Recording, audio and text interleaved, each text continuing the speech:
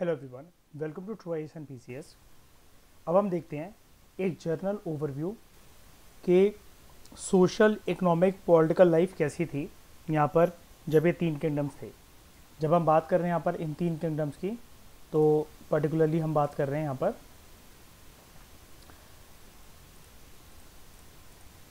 गुज्जर प्रतिहर की, पालास की एंड राजकोटास की। फटाफट से मुझे एरियाज बता दो इनके। गुज्जर प्रतिहर कहाँ पर?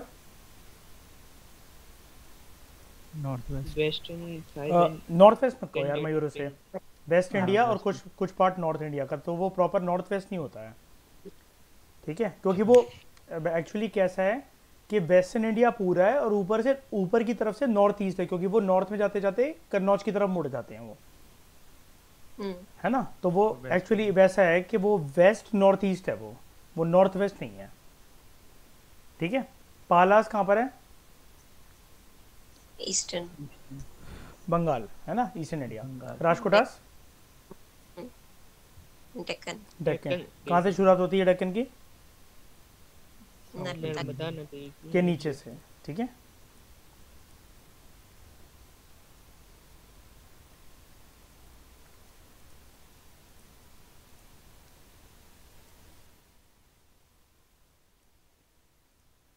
अब जो एडमिनिस्ट्रेशन था इन तीनों एम्पायर्स का, बिल्कुल सिमिलर पैटर्न था उसका। अगर हम उसको गुप्ता से कंपेयर करें, पुष्यभूति से कंपेयर करें और चालुक्य से डेक्कन में, इन सबका एडमिनिस्ट्रेशन ऑलमोस्ट सेम था।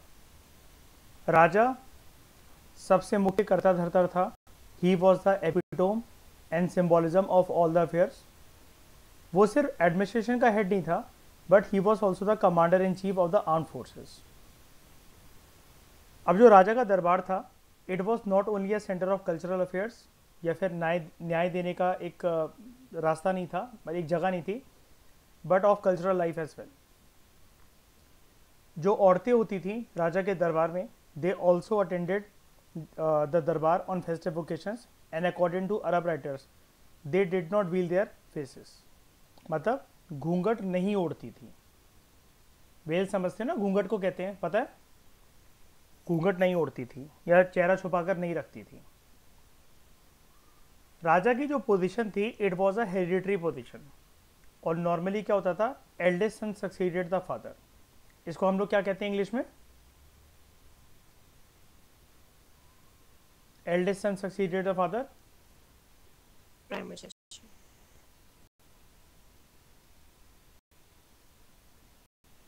प्राइमोजेनिचर, ठीक है? But succession rules for not so rigid. ऐसा नहीं था कि अगर वो नहीं अवेलेबल है तो किसी और को नहीं बनाया जा सकता, या अगर वो अवेलेबल है भी तो किसी और को, छोटे भाई को या भांजे को, भतीजे को नहीं चुना जा सकता। ऐसा कोई रिजिड पैटर्न नहीं था। जो प्रिंस होते थे, यानी कि राजा का जो बेटा होता था, they were mostly appointed as provincial governors. Ashoka के साथ भी ये करा गया था ना, ये तो इतिहास में कॉमन पैटर्न है। और सिर्फ कुछ रेयर केसेस में जो प्रिंसेसेस थी, they were also appointed to government post. ये देखो, ये इंपॉर्टेंट बात है। इससे पहले आपको ये वाली चीज़ देखने को मिली है कभी पूरी बुक में, जब से हम पढ़ रहे हैं एंशिएंट हिस्ट्री या कुछ भी? नहीं ना? भले ही रेयर केस है, लेकिन पॉसिबिलिटी तो है ना। अच्छा, यहाँ से ये कह सकते हैं कि लड़कियों को आज़ादी मिलती थी, हाँ बिल्कुल मिलती थी। हथियार उठाने ये की, देखो ना, शिक्षा लेने की। कोई बात नहीं, अगर गवर्नमेंट पोस्ट पे नहीं भी आ रही है तो ये देखो कुणाल, कहाँ गया? जब वो राजा के दरबार में जो दूसरी औरतें होती थी, ये तो प्रिंसेस चलो बेटी होगी, चलो ये तो बहुत मेन है, बट दूसरी औरतें वो घूंघट नहीं ओढ़ती थी। आज भी जैसे जो घर की बहुएं होती हैं, बुजुर्ग होते हैं, कोई भी अगर वो लेडी है तो वो कोई भी मेहमान आता है पीछे से जाकर पानी वगैरह देना, घूंघट ओढ़ कर आना, ऐसे ही होता है ना, बहुत सारे परिवारों में। फॉर इंस्टेंस आर राजकोटा प्रिंसेस, नाम देखना इसका, चंद्रो बालाबे। कौन थी ये बेटी थी अमोघ वर्ष वन की। She administered the Raichur Doab for some time. राजा को एडवाइस करने वाले मंत्री थे, उनके पास उनके पास मंत्रिमंडल था अपना, who were chosen from the leading families, और इनकी जो पोजीशन होती थी, इट वॉज मोर और लेस हेरिडिटरी। ओके। मिनिस्टर्स की पोस्ट भी कैसी होती थी? हेरिडिटरी। लेकिन जब बात आ जाती है मोर और लेस की, तो आपको मतलब क्या मानना चाहिए? 90% केसेस में ऐसा होता था। जो पोजीशन थी ये हेरिडिटरी थी काफ़ी हद तक। तो as in the case of Pala kings, Pala राजा कहाँ पर थे? पाल राजा बंगाल। बंगाल।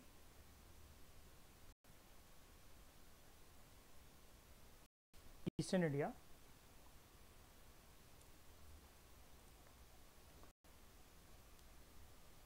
9.31, हमारा 9.32।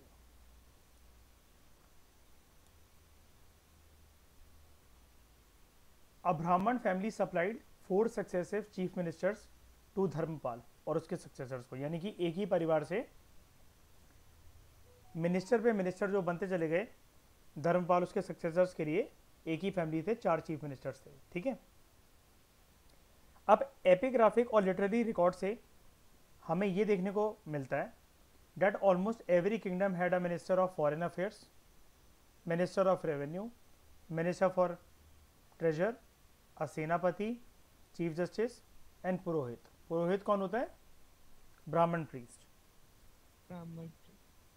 सारे के सारे जो मिनिस्टर थे except the purohit, they were expected to lead military campaigns जब उनको बुलाया जाएगा इस काम के लिए। तीनों जो ये किंगडम्स थे, गुर्जर प्रतिहार, पाल एंड राजकोटास, इनकी काफ़ी बड़ी और वेल ऑर्गेनाइज इन्फेंट्री थी और कैवलरी थी। फुट सोल्जर्स और हॉर्स सोल्जर्स इनके पास थे अच्छी खासी संख्या में, and large number of war elephants also. तीनों की अगर हम बात करें, एक एक तारीफ अगर सबकी कर दे अगर हम लोग यहाँ पर, तो ईस्टर्न इंडिया के पाल राजाओं के पास सबसे ज़्यादा तादाद में हाथी थे as compare to the other two. Gurjara Pratihara राजाओं के पास सबसे फाइनेस्ट हॉर्स सोल्जर्स थे as compare to other two, and Rajkot rulers के पास they had large number of forts as compare to other two powers which were garrisoned by special troops, और इनके independent commanders भी हुआ करते थे। जो फुट सोल्जर्स थे, it consisted of regular troops and irregular troops. Irregular troops मतलब वही कि जब मिलिट्री कैंपेन होगा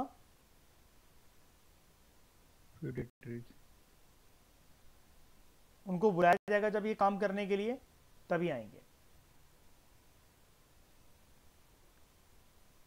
तो it infantry consisted of both regular and irregular troops end of levies supplied by the vessel chiefs, feudal chiefs, feudal lords. Wars were frequent between kings and their vassals, also known as सामंत, क्योंकि आपने देखा था ना, जैसे ही आगे चलकर जो successor होते हैं और कोई एक राजा वीक पड़ने लग जाता है, सामंत जो होते हैं वो फटाफट से पावर में आने की कोशिश करते हैं। दंती दुर्ग ने इसी चीज़ का फायदा उठाया था ना, राजकोटा चीफ। दंती दुर्ग ने इसी चीज़ का फायदा उठाया था। अब दंती दुर्ग ने फायदा उठा लिया, पॉलिटिकल पावर को तो यूटिलाइज उसने अच्छे से कर लिया, लेकिन अपने रूल को जस्टिफाई करने के लिए उसने कौन सा रिचुअल आयोजित करा था श्रेया? गर्भगृह नहीं होता, गर्भगृह मंदिर की जगह को कहते हैं। ठीक है, हिरण्य गर्भ।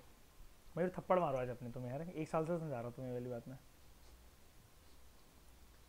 तो for example, Rajkotas has to constantly fight against the vassal chiefs of the Bengi and Karnataka. Similarly, Gujjar Pratihar had to constantly fight against the Parmar of Malwa and Chandelas of Bundelkhand. जो इनके feudal lords होते थे, या जो आप कह लो कि subordinate rulers होते थे, वेसल्स जिनको कहा जा रहा है, दे ruled autonomously over the areas and they were bound by general obligation of loyalty, paying a fixed tribute, supplying a quota of troops, and were required to fight along with king in times of need or foreign attack. कभी कभार जो बेटा होता था vassal chief का, he was required to stay the attendance of the overlord to guard against any rebellion. अगर बाप कहीं और गया हुआ है किसी और रेबिलियन को शांत करने, तो बेटे को बुला लिया जाएगा। और at times they had to marry one of the daughters to the overlord और to one of his sons. Relations यानी कि इनके बीच में मैरिटल रिलेशन भी थे। राजाओं को यानी कि इस जमाने के अंदर श्रेया ऐसी कोई आपत्ति नहीं थी कि उनके सामंत के बेटे या बेटी से वो शादी नहीं करवा सकते अपने बच्चों की, है ना। जो पाल और राजकोटा जो रूलर्स थे, इनके पास इनकी खुद की नेवी थी, लेकिन हमें इसके बारे में ज़्यादा डिटेल पता नहीं है। लेकिन ज़्यादा detail in terms of naval power हमारे पास अवेलेबल है क्या, when we talk about Cholas, Cheras and Pandyas. हम तब तो हमें पूरा प्रॉपर तरीके से पोर्ट वगैरह उनके सिंबल सब कुछ पता है हमें, है ना। डायरेक्टली एडमिनिस्ट्रेटेड टेरिटरीज जो थी, अब वो डिवाइड कैसे होती थी। नंबर 1, राष्ट्र। It was under the supervision of राष्ट्रपति और गवर्नर। इस टाइम पर राष्ट्रपति गवर्नर माना जाता था। फिर provinces. Bhukti under the supervision of uparika, who was expected to collect land revenue and maintain law and order.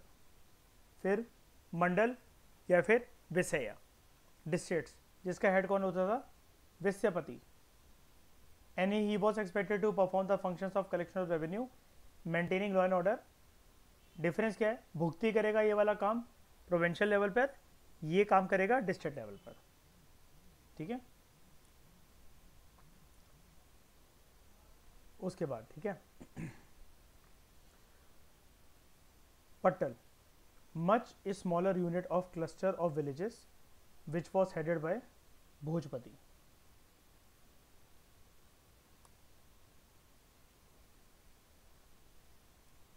Village was headed by village headman, और जो विलेज अकाउंटेंट होता था whose post were generally hereditary. ये क्या करेगा, गांव में रेवेन्यू कलेक्शन करेगा, जैसे कि विषयपति कहाँ कर रहा है, डिस्ट्रिक्ट लेवल पर। उपारिका कहाँ कर रहा है, प्रोविंशियल लेवल पर। ओके, अब गांव के अंदर रेवेन्यू कलेक्शन करने के लिए आपको कुछ अपने साथ साथी तो चाहिए ना। यहाँ पर आपको प्रॉपर ऑफिसर तो मिल नहीं सकते, तो he was often assisted by village elder called grama mahajana, गांव का मुखिया, या फिर ग्राम महारट्टा। In certain villages there were village committees also for managing local schools, tanks, temples, roads and also settling simpler disputes. Same काम लग रहा है आपको रूरल लोकल गवर्नमेंट का, जैसे पंचायत होती है 73rd अमेंडमेंट एक्ट के अंदर हमने पढ़ा था, वो भी श्रेय वाला काम करवाती है। Infrastructure development, social development, schools, temples, roads वगैरह को मेंटेन करना, सीमेंट्री वगैरह को बनवाना, पढ़ा था हमने लक्ष्मीकांत में। ये जो सब कमिटीज थी, they worked in close cooperation with the village headman. अब सब कमिटीज यहाँ पर किसको कहा जा रहा है, एक बात क्लियर कर दूं मैं पहले आपको। स्कूल को देखने के लिए एक प्रॉपर कमेटी, तालाब को देखने के लिए एक प्रॉपर कमेटी, मंदिरों को गांव में देखने के लिए प्रॉपर कमेटी, गांव की सड़कें कैसी हैं उसके लिए प्रॉपर कमेटी, कुछ कुछ जो पेटी फैमिली डिस्प्यूट, सिविल डिस्प्यूट्स हो रहे हैं उसको देखने के लिए प्रॉपर कमेटी। इसलिए इसको कहा जा रहा है सब कमेटी। याद है मौर्यन एम्पायर के अंतर्गत मैंने आपको एक चीज़ पढ़ाई थी, वो अर्थशास्त्र के अंदर एक चीज़ दे रखी थी, याद करो। एक कमेटी सिस्टम होता था जिसकी 6 सब कमेटी बनती थी, याद है। War committee, elephant committee, chariot committee, infantry committee, याद है। एक एक मतलब प्रॉपर तरीके से, मतलब सबको एक एक काम दिया जाए डेडिकेटेडली। तो these committee worked in close cooperation with village headman. मतलब ये कमेटीज बताएंगी प्रोग्रेस वगैरह कैसी चल रही है गांव में, आके मुखिया को, गांव के मुखिया को, and received a percentage of the revenue collection. और कुछ अपना मतलब काम धंधा चलाने के लिए कुछ इनको शेयर मिल जाएगा। Similar committees were also present in towns, यानी कि इसको मैं नाम दे सकता हूँ ना श्रेय, अर्बन लोकल बॉडीज का, अगर ऐसी सिमिलर कमिटीज टाउन्स में, ठीक है। तो which had the participation of the head of trades guilds too. मतलब यहाँ पर कौन देखता था, यहाँ पर तो गांव का मुखिया देख रहा है, यहाँ पर जो मर्चेंट्स जो ट्रेड गिल्ड्स होते थे उनका मुखिया यहाँ पर देखता था, ठीक है। श्रेणीज याद है वही। Law and order in towns was the responsibility of koshpal और कोतवाल, ठीक है। आगे चलकर आप देखोगे यही कोतवाल बनेगा चौकीदार। इस जमाने में इतनी रिस्पेक्ट है, अभी अकबर का जमाना आने दो, ठीक है। राइटर आपको बता रहा है कि ये चीज़ का एक इंपॉर्टेंट बातों का, कुछ बातों का जिक्र करना यहाँ पर इंपॉर्टेंट है, that almost all the officials were paid by giving them grants of rent free land. मतलब ऐसा करा जाता था, श्रेया जैसे अगर अभी आप प्राइवेट नौकरी कर रहे हो तो आपका ये जो रहने की जगह है इसका एक्सपेंस आपको खुद उठाना पड़ता है, रेंट खुद देना पड़ता है। yes. अगर आप सरकारी अधिकारी होते तो ये घर, ये बंगलो आपके लिए फ्री होता। ठीक है, सिमिलर सी चीज़ वही। तो ये लोग हेल्प कैसे करते थे, अपने ऑफिशियल्स जो है, जो ऑफिशियल्स हैं उनका बहुत ख्याल रखते थे ये राजा। इस टाइम पर तीनों की बात कर रहा हूँ मैं, प्रतिहार, पाल और राष्ट्रकूटास, क्योंकि हम लोग तो कॉमन एक टर्म डिस्कस कर रहे हैं ना, हम क्या एडमिनिस्ट्रेशन को तितर बितर करके तो देख नहीं रहे हैं। तीनों का एडमिनिस्ट्रेशन सिस्टम आए तो आप ऐसे ही लिखना है इसको। कहाँ गया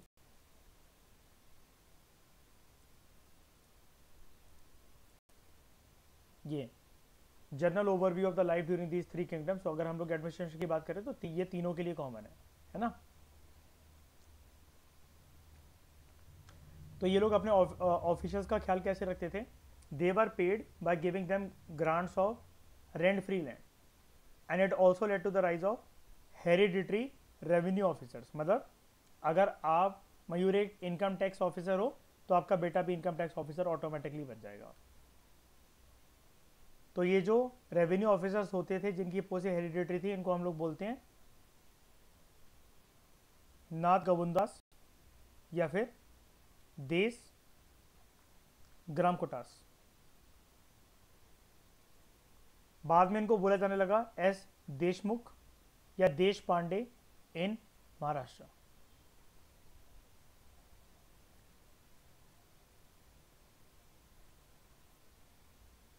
रेवेन्यू असाइनमेंट्स कॉल्ड भोग या फीफ ग्रांटेड बाय द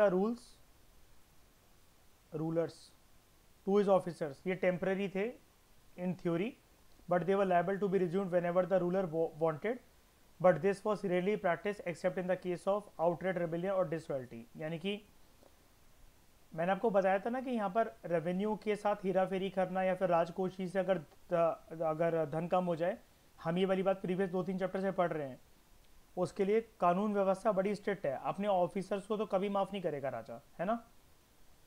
यानी कि जो ये रेवेन्यू असाइनमेंट दिए जा रहे हैं भोग या फीफ रूलर्स के द्वारा अपने ऑफिसर्स को, ये एक चीज़ लिख दी जाती थी कि इतना इतना हमारे पास आना चाहिए, ठीक है, वरना तुमसे तुम्हारे अधिकार जो है वो लिए जा सकते हैं और तुम्हें बगावत भी, मतलब अगर तुम बगावत भी करते हो तब भी वो अधिकार तुमसे छीने जा सकते हैं। तो subsequently with the rise of power of these hereditary officials, village communities became weaker and subsequently the control authority of the kings over these officials it also diminished. Government became feudalized, जिसके पास ज़्यादा ज़मीन थी और ऊपर से officials के पास थी ज़मीन और रेंट भी नहीं देना पड़ रहा है, तो गवर्नमेंट बिकेम फ्यूडलाइज्ड। ये वाली बात हमने इंट्रोडक्शन में पढ़ी थी और मैंने इस चीज़ के ऊपर काफ़ी ज़्यादा ओवर एम्फसाइज करवाया था आपको, जब मैंने एक ये बात आपसे ये बोली थी कि फ्यूडलिज्म के कंटेक्स्ट के अंदर, हाँ, role of king was diminished and he acted more as a ritual head, neither having any form revenue infrastructure और अ स्टैंडिंग आर्मी। याद है शुरू में ही मैंने आपको बताया था ये ज़माने की पहचान है। यानी कि ये सब कुछ पैटर्न जो हम देख रहे हैं अच्छा खासा चल रहा था, ठीक है, लेकिन हेरिडिटरी ऑफिशियल्स की पावर ज़्यादा बढ़ गई। जो जितने अभी हम ऑफिशियल्स से डिस्कस कर रहे हैं, राजा इनको नियुक्त कर रहा है, राजा के ऊपर ही हावी होकर बैठे हुए हैं एक टाइम के बाद। तो ये आपको ये दिखा रहा है कि राजा और उसके कोर्ट का वर्चस्व खत्म हो गया, किसके सामने, इन ऑफिशियल्स के सामने। फ्यूडल सोसाइटी की जिस प्रकार से ग्रोथ होती है, it had far reaching effects because it not only Weeknd the position of the ruler king, वो अब डिपेंडेंट रहने लगा फ्यूडल चीफ्स के ऊपर, but it also resulted in the decline of trade. अब जब ट्रेड डिक्लाइन हुआ, इसलिए यहां पर लिखा जा रहा है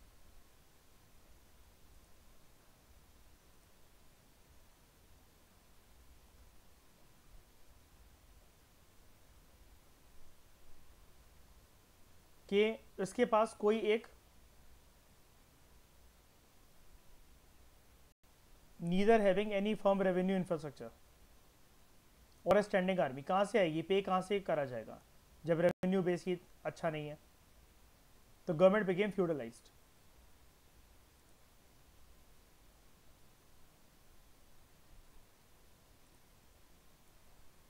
फ्यूडल सोसाइटी की जो ग्रोथ होती है, फार रीचिंग इम्पैक्ट इसका रहा एंड गवर्नमेंट बिकेम फ्यूडलाइज, जिसकी वजह से फ्यूडल ऑफिसर्स के पास ज़्यादा पावर आ गई, फ्यूडल चीफ्स के पास ज़्यादा पावर आ गई।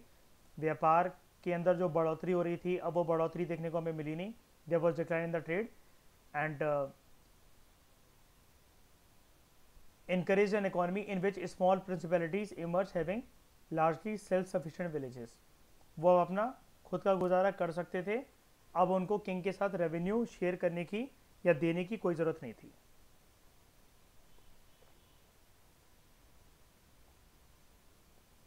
लेकिन फिर भी बात अगर पूरे के पूरे राष्ट्र के केस के ऊपर आ जाएगी, अगर मतलब समझने की कोशिश करो इस बात को, अगर ये तीन जो एम्पायर हैं, जो किंगडम है, अगर बात यहाँ तक पहुँच गई है कि पाल राजाओं का वर्चस्व बंगाल के अंदर ख़त्म हो रहा है मान लो, या गुज्जर प्रतिहर से उनका कन्नौज रीजन छिन रहा है, तब ये एकजुट होकर काम करते थे। In the age of disorder and violence also these feudal states could also provide safety of life and property to the common folk. और ये वाली बात मैंने आपसे करी भी थी ना, जब मैं वेसल के बारे में और आपको सर्फ्स के बारे में पढ़ा रहा था, कि हमेशा ये जो है वो फ्यूडलिज्म जो है, फ्यूडल लॉर्ड जो हैं under the umbrella of feudalism, ये छत्र छाया प्रोवाइड करेंगे सेफ्टी की। Early medieval period in India is marked by feudalism.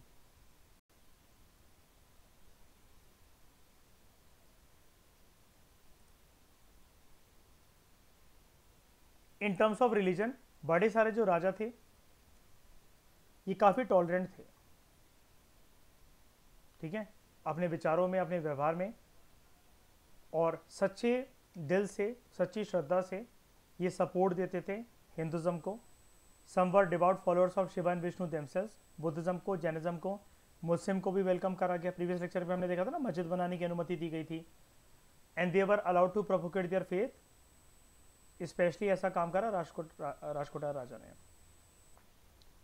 Raja like those of earlier times were considered upholders of social hierarchy and generally the chaturvarna system continued.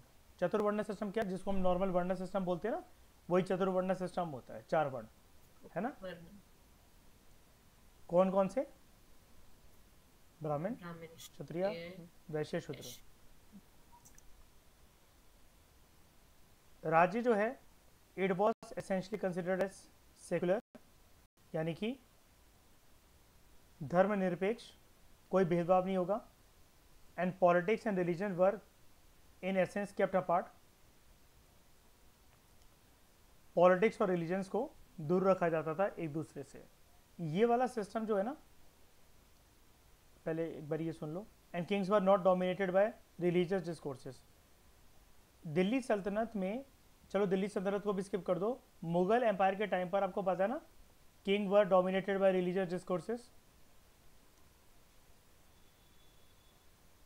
जो मौलवी होते थे वो अकबर को बहुत कुछ सिखाते थे, उलेमास याद है, ठीक है। लेकिन यहाँ पर क्या था, आगे चलकर ये जो चीज़ें होंगी तो होंगी, हम उनको बाद में देखेंगे। लेकिन इस ज़माने में क्या हो रहा है, रिलीजन और पॉलिटिक्स एक दूसरे से अलग है। अब यही तो एक कंसेप्ट होता है, कंसेप्ट ऑफ सेक्युलरिज्म। हमारे देश में कैसा सेक्युलरिज्म फॉलो होता है? नॉन इंटरफेरेंस या फिर one arm distance. One arm distance. Non interference कौन सी कंट्री में फॉलो होता है? यूएसए। चर्च वहां पर कुछ भी करता रहे, सरकार को मतलब नहीं है। ये उनकी सोसाइटी के हिसाब से सही होगा, हमारा सही नहीं है। क्यों सही नहीं है? डाइवर्सिटी। बहुत सारे आसाराम बापू पैदा हो जाएंगे, है ना। फिर वेब सीरीज बनेगी, आश्रम 1 2 3 4। मोदी जी आशीर्वाद में।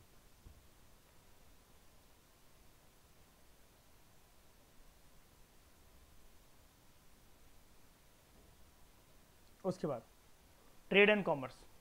उत्तर भारत में जो टाइम पीरियड था from 750 to 2000 C, it was considered to be the period of stagnation.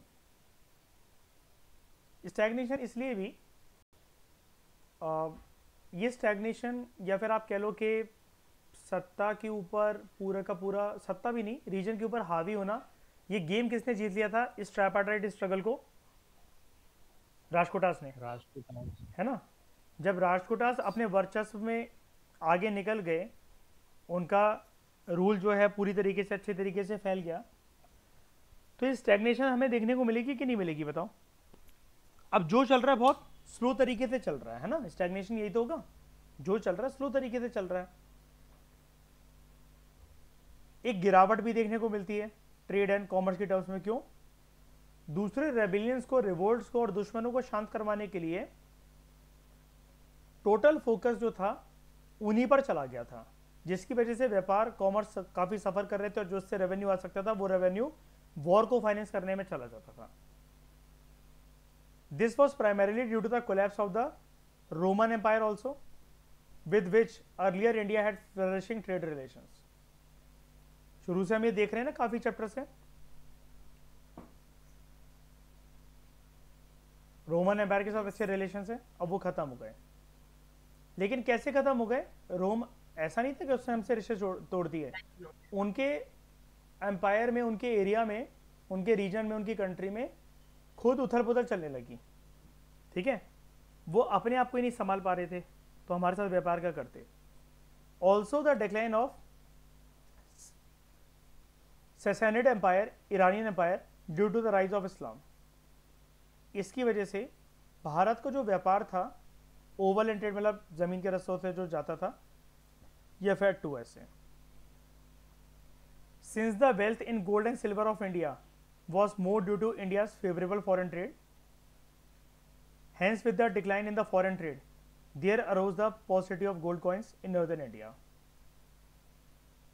between 8th and 10th centuries. ये सब कुछ किसकी वजह से हो रहा है? जब फॉरेन ट्रेड कम हो रहा है, गोल्ड कॉइन्स जो हैं अब इतने नहीं मिंट हो रहे हैं। ठीक है, या इतने नहीं आ रहे हैं। मिंट क्या मतलब, मिंट तो होते ही नहीं था, सॉरी, होते थे, लेकिन यहाँ पर बात हो रही है कि number of gold coins availability, या फिर वो गोल्ड कॉइन्स के अंदर आपको बढ़ोतरी देखने को मिले। वो अभी तक चली आ रही थी, लेकिन अब ध्वस्त हो गई है पूरी की पूरी तरीके से। ये क्यों हो रहा था? व्यापार जब अच्छा चल रहा था, किसके साथ? रोमन एम्पायर के साथ। आपको पता ना, बड़ा सारा वहाँ से गोल्ड, सिल्वर, परफ्यूम, वाइन्स और लड़कियाँ आती थी, ये सब बंद हो गया। Interestingly, the trade between south India and the countries of south east Asia, it increase during this period. यानी कि देख रहे हो, अगर इंडिया यहां पर है,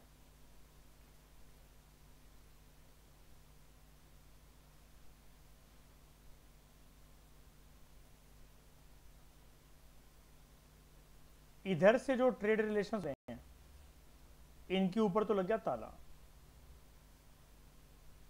लॉस लॉस एंड लॉस यहां से, लेकिन जो हो रहे हैं साउथ ईस्ट एशियन कंट्रीज के साथ, ये बढ़ेगा इन terms of profit.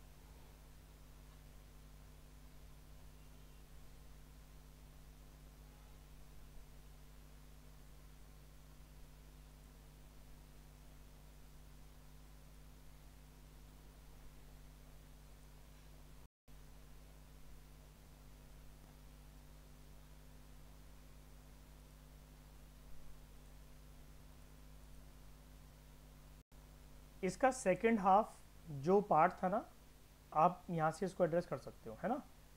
How do you justify the view that level of excellence of Gupta numismatic art is not at all noticeable in later times. एक साफ तरीके से चीज़, श्रेया, सीधी बात, नो बकवास करते हो, हम इसमें ये ज़रूर लिख सकते हैं, decline of Roman empire was responsible for this. और एक हमने ये भी तो देखा था कि सिंस ये लैंड ग्रांट्स मारने लगे थे तो इन्होंने हाँ, वो कॉइन्स के ऊपर वो करना बंद कर दिए थे। अब सारा का सारा ज़मीन ही वो देने लग गए थे सैलरी के उसमें टर्म्स में। और अब गोल्ड इतना बचा नहीं था, बात ही है। मतलब मैं कह रहा हूँ कि न्यूमिस्मेटिक आर्ट में सिर्फ एक गोल्ड वाला एक एंगल अगर स्कोप है तो वो लिख सकते हैं हम। है ना। आपने देखा ना इस बार जैसे 10 मार्क्स के क्वेश्चन में क्या होता है कि मयूर बहुत सारे पॉइंट्स हमारे पास लिखने को, लेकिन हमें अपने आप को रोकना पड़ता है कि यार ठोस पॉइंट्स क्या लिखने हैं। और 15 मार्कर में क्या है कि कंटेंट ही अवेलेबल नहीं है और पूछ रहा है वो 2-2 3-3 पार्ट और बहुत बड़ा क्वेश्चन बनाकर उसको वो पूछ रहा है, ठीक है। तो interestingly the decline in trade and commerce was also reflected in some of the Dharmashastra written during this period where in a ban was impose on travel beyond the areas where the munja grass does not grow or where the black gazelle does not roam outside India। मतलब ये देखो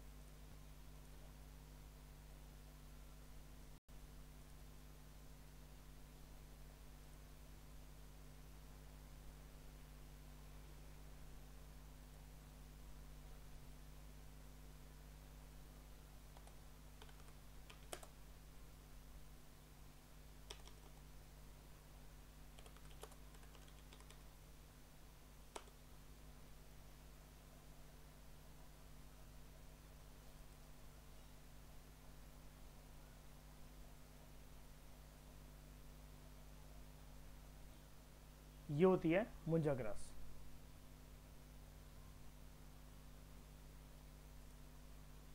श्रेया देखी होगी पंजाब में कहीं ना कहीं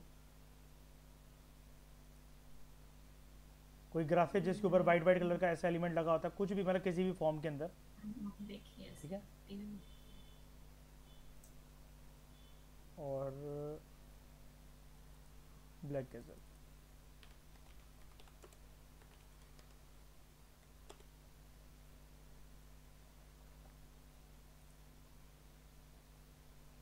अगर ये ना मिले तो अब देखो एक एनालिसिस बताता हूँ। आप लोगों ने बड़ी सारी मूवीज देखी होंगी concern with modern Indian history, Bhagat Singh, Mangal Pandey, कुछ भी ऐसी मूवी देखी होंगी गांधी के साथ एसोसिएटेड या जो भी है। आपने पक्का उधर एक विचारधारा सुनी होगी जब अंग्रेज ब्रिटिश ईस्ट इंडिया कंपनी में रेजिमेंट्स बनाने लगे, असम रेजिमेंट, सिख रेजिमेंट, ठीक है, गोरखा रेजिमेंट, राजपूताना रेजिमेंट, जब ये सब कुछ ये बनाने लगे, सारे हिंदुस्तानियों को एक चीज़ से बहुत गिला शिकवा था कि समुद्र को क्रॉस हम नहीं करेंगे, इससे हमारा धर्म भ्रष्ट हो जाएगा। और ये वाला डर सबसे ज़्यादा था हिंदू लोगों के अंदर। सुना होगा आपने ये वाली चीज़। हाँ आपको एक हाँ। चीज़, आप अगर आप ध्यान से समझो इस चीज़ को, कभी आपने उसको ध्यान से एनालाइज करो, आपके दिमाग में एक चीज़ ज़रूर आती होगी कि यार ऐसा कैसे हो सकता है बेवकूफ़पन यार, कि जब हड़प्पा में व्यापार हो रहा है, आपके दिमाग में आएगा यार मैंने हड़प्पा पढ़ा, मैंने वैदिक एज पढ़ा, मैंने मौर्यन एम्पायर पढ़ा, मैंने जनपद महाजनपद पढ़ा, मैंने गुप्ता एम्पायर पढ़ा, इतना कुछ हमने पढ़ा। व्यापार तो इंडिया का भर भर के हो रहा है समुद्री रास्तों से। सारे ज़माने छोड़ दो, हड़प्पा में तो भारत के लोग भी तो जा रहे हैं, जब तो मेसोपोटामिया, मगान सिविलाइजेशन, दिलमुन सिविलाइजेशन, और क्या कहते हैं एम्बेसीज इतनी सारी अशोका भेज रहा है, अशोका ने अपने बेटे बेटियों को भेजा श्रीलंका, है ना। अब वो क्या लैंड के रास्ते से थोड़ी ना जाया जा सकता है श्रीलंका। तो फिर ये विचारधारा एकदम से मॉडर्न इंडिया में क्यों अंग्रेजों के टाइम पर, ये है उसका प्रूफ। जो विचारधारा अभी तक पानी से ट्रैवल करने की चली आ रही थी ना, वो स्टॉप हो गई इस टाइम पर आकर, स्टॉप, ठीक है। Ban was impose on travel. अब मैंने आपको क्या बताया था, याद करो मैं पॉलिटिकल थ्योरी में आपको एक चीज क्या बताता हूं हमेशा, कोई भी चीज जो सोशल इनइक्वालिटी की फॉर्म में होती है, ज्यादा लंबे समय के लिए वो प्रैक्टिस करी जाता है, वो कैसी अपीयर होने लग जाती है, नेचुरल इनइक्वालिटी। हाँ नेचुरल इनइक्वालिटी है ना। जो भी चीज अगर सामाजिक है, बहुत टाइम तक अगर आप उसको प्रैक्टिस करते रहो तो वो प्राकृतिक होने लग जाती है लोगों की नजरों में, लोगों के दिमाग में, उनकी विचारधारा में। तो travel across the salt seas was also considered polluting, है ही ना ये विचारधारा। बताओ, अब यही देखने को मिलती है ना आपको ब्रिटिश ईस्ट इंडिया कंपनी के अंतर्गत जो हिंदुस्तानी ऑफिसर जो काम करते थे, इससे भी उनको गिले शिकवे थे ना। अंग्रेज भी सोचते होंगे, जैसे वो मीम नहीं आती है ना, मयूर कैसे कैसे लोग रहते हैं यहाँ पे यार क्या करे, कहाँ जाए।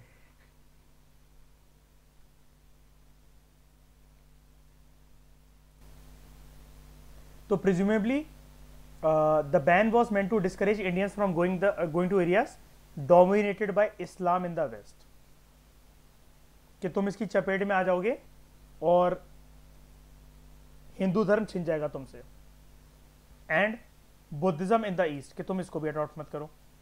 इसलिए पानी वाली विचारधारा फैलाई गई थी। लेकिन आप देखो कितने इंडियंस का अनुमान रहता था कि समुद्र को क्रॉस नहीं करना है। ऊपर से फिर देखो जस्टिफाई कैसे करता है हिंदुस्तान का आदमी। जैसे मान लो कि शिप गया उस जमाने में कोई, और 60 के 60 लोग मर गए उस शिप पे, तूफान आया जो भी आया। देखो हमने पहले ही कहा था, ये मानते ही नहीं धर्म ग्रंथों को, ये सोचते हैं ऐसी बातें लिखी हुई है, जबकि किसी धर्म ग्रंथ के अंदर ऐसी कोई बात नहीं लिखी हुई है। मैं आपको वही तो बता रहा हूं, ये एक सामाजिक खोज थी, एक थिंकिंग थी जो कि प्राकृतिक लग रही थी, नेचुरल लग रही थी, लेकिन नेचुरल थोड़ी ना थी ये थिंकिंग। फिर ना हो भी मत ऐसे, तो उससे भी धर्म चला जाएगा। So that Brahmans stronghold was maintained. However, this ban was not taken that seriously by Indians, as there are a lot of accounts of Indian merchants, philosophers, medical men and craftsmen visiting Baghdad and other Muslim towns in the West Asia during this period. लेकिन आगे चलकर आप जानते हो मैंने इसलिए सिर्फ आपको मॉडर्न इंडिया की बात बताई थी, और वो भी ब्रिटिश ईस्ट इंडिया कंपनी के कंटेक्स्ट के अंदर डायरेक्ट बात।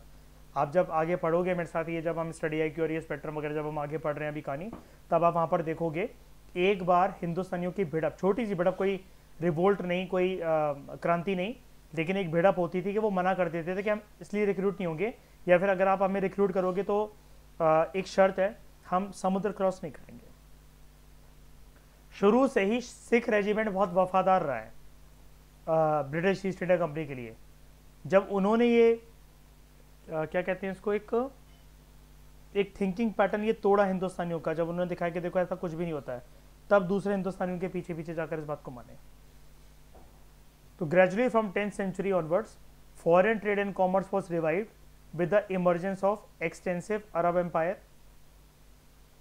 in West Asia and North Africa। जो डिमांड थी इंडियन फैब्रिक्स की, इंसेंसेस एंड स्पाइसेस की। इंसेंस क्या होता है? अगरबत्तियाँ। इंसेंस स्टिक जानते हो ना, अगरबत्तियाँ, धूप बत्ती अगरबत्ती को इंसेंस कहते हैं। अगर ये इंसेंस स्टिक है तो अगरबत्ती।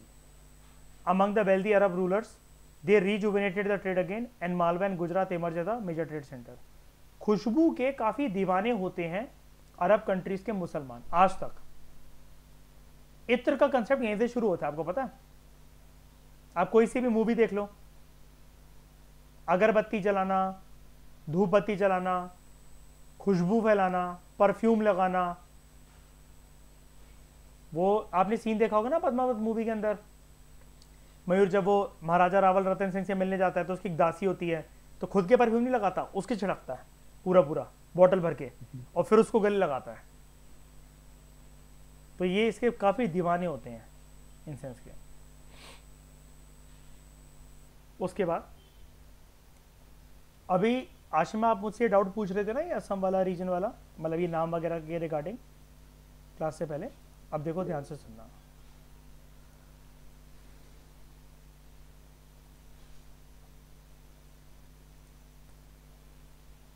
सलामा dynasty of Assam 800 to 1000 CE। Assam का एक नाम है। आशमा पूछ रही थी ये नाम याद करने हैं क्या?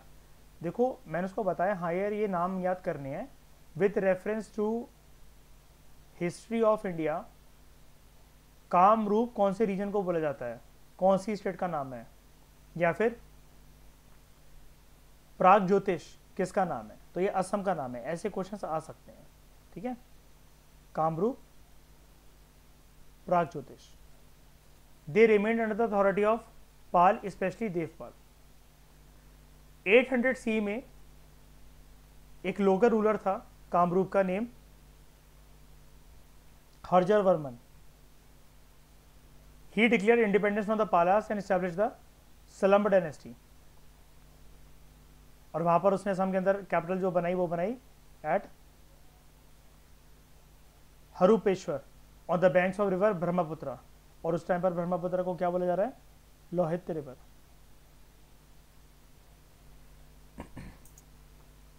Eastern Gangas of Odisha. Late 6th century CE में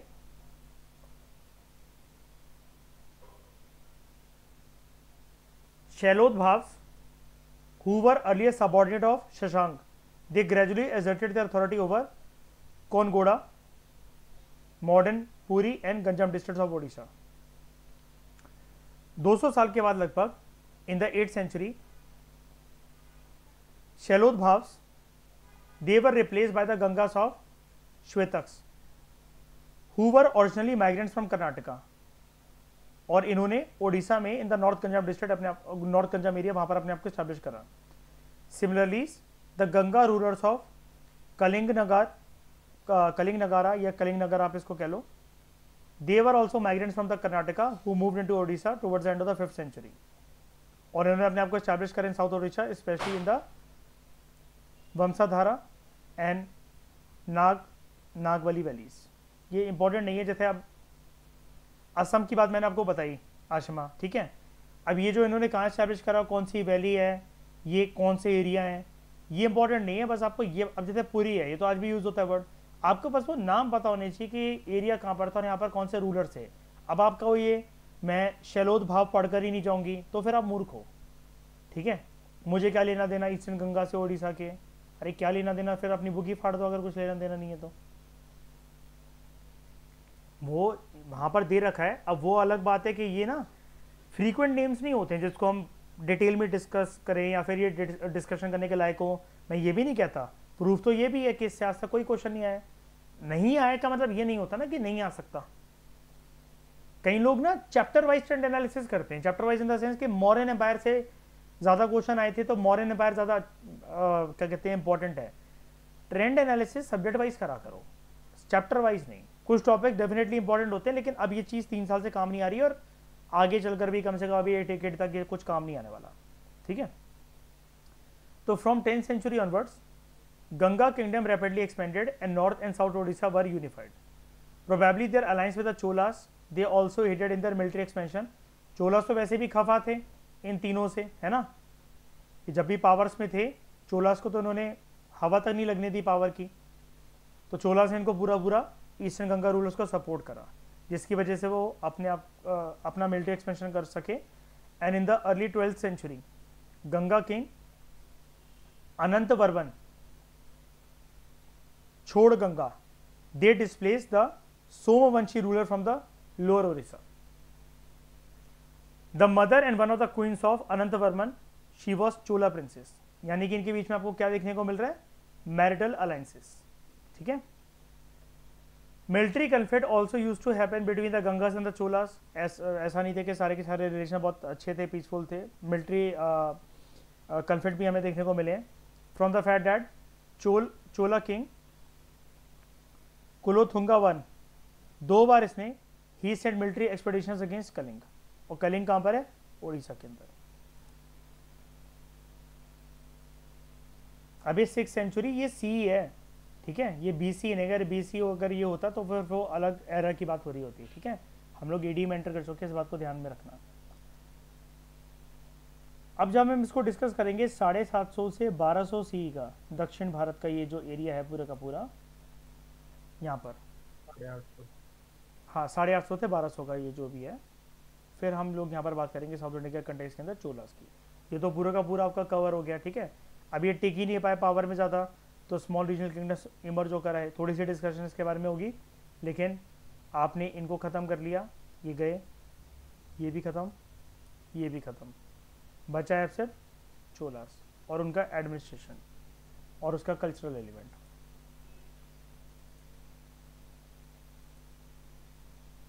ओके